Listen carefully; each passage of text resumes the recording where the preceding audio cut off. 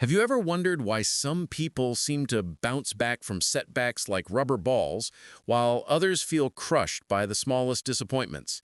Here's what's fascinating. Resilience isn't about being tough or pretending everything's fine. Science shows it's actually something much more nuanced, and here's the good news, something we can all develop.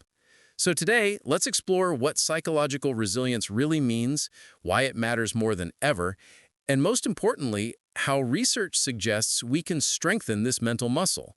Because understanding resilience might just change how you view your next setback. First, let's clear up a common misconception. Resilience isn't about avoiding negative emotions or powering through pain with a smile.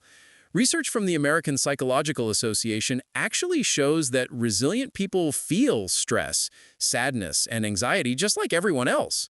The difference? They've developed ways to work with these emotions rather than against them. Think of resilience like a tree in a storm. A rigid tree might snap, but a flexible one bends with the wind and springs back. That's what psychological resilience looks like. It's about adaptability, not invulnerability. Now, here's where it gets really interesting. Dr. Martin Seligman's research on learned helplessness revealed something profound. When we repeatedly face situations where we feel we have no control, we can develop a pattern of giving up, even when circumstances change.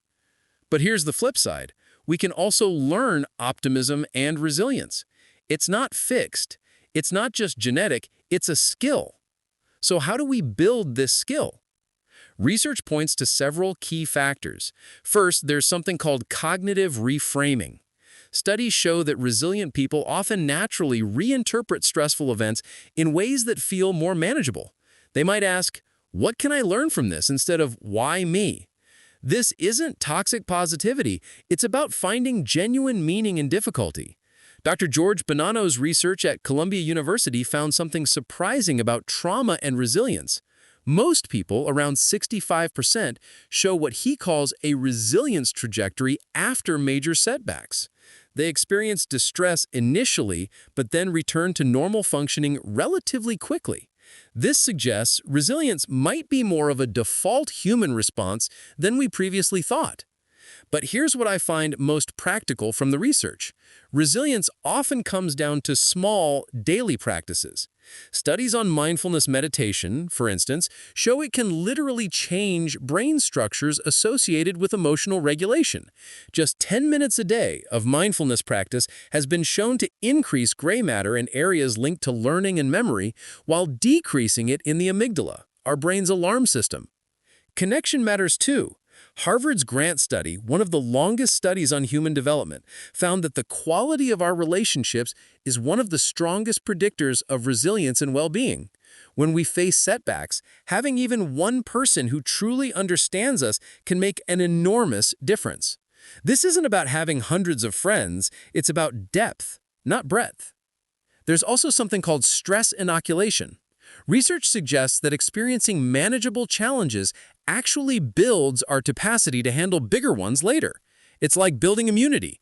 Each time you navigate a difficult situation successfully, you're essentially training your resilience muscles.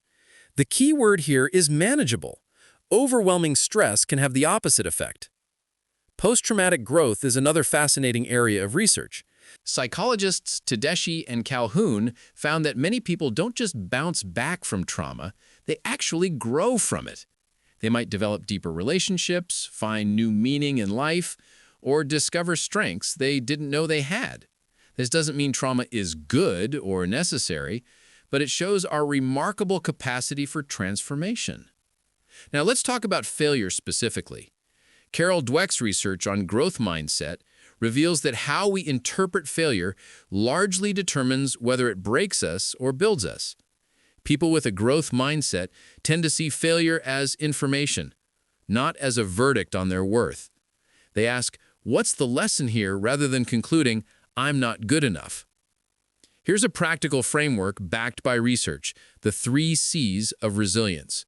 Control, focus on what you can actually influence. Challenge, view difficulties as opportunities to grow. Commitment, stay connected to your values and purposes, even when things get tough. Studies show that people who naturally think this way tend to be more resilient.